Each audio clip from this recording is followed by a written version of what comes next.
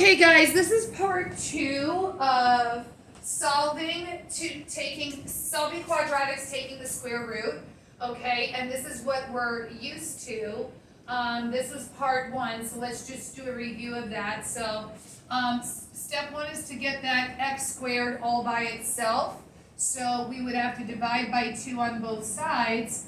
Then we would have x squared equals 25.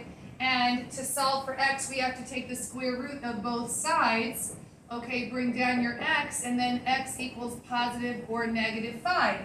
This was part 1 of how we solve quadratics taking the square roots, okay? So this is what we know so far. But part 2, okay, is this is what we're used to seeing, where we have x squared equals something, okay? Or if we were to just have x squared equals, 16, right? We would just take the square root of both sides, and that would be x equals positive or negative 4, okay?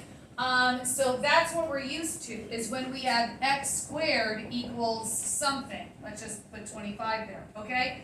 But what you can see is the difference between the two is that we have 3, in this example, we have 3 being subtracted from x. The x is inside of parentheses. And then we have an exponent out here, all being set equal to 16. But we still have to solve this taking the square roots, okay?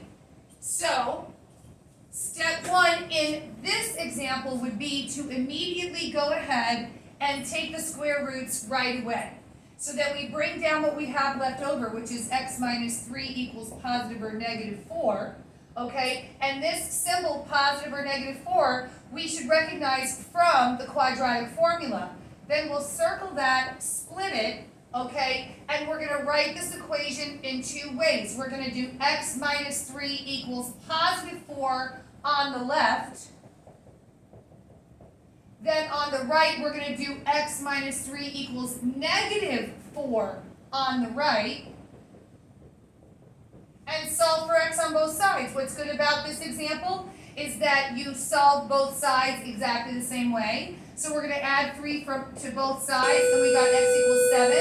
And we add 3 to both sides, and we have x equals negative 1 on the right. So now I'm going to bring up the next example for our instructional video, which is right here.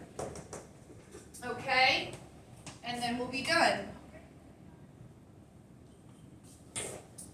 Okay, so there is 2x minus 3 squared, okay, equals 225.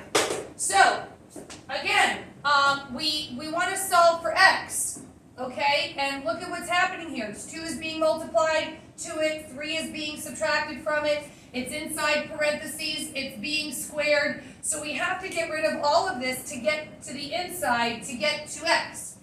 But first things first, how do we get rid of the squared? By immediately taking the square root of both sides.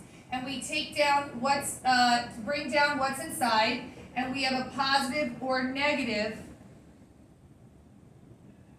15. Okay? Then once again, there's that positive and negative symbol again that we're familiar with now. Okay, and we split it. And what we do is rewrite 2x minus 3 equals positive 15 on the left. And then we write it a second time, 2x minus 3 equals negative 15 on the right. And then we solve both sides exactly the same way. So we're going to add 3 and divide by 2. Okay? Add 3 to both sides. 2x equals negative 12. Divide by 2 on both sides. X equals negative 6.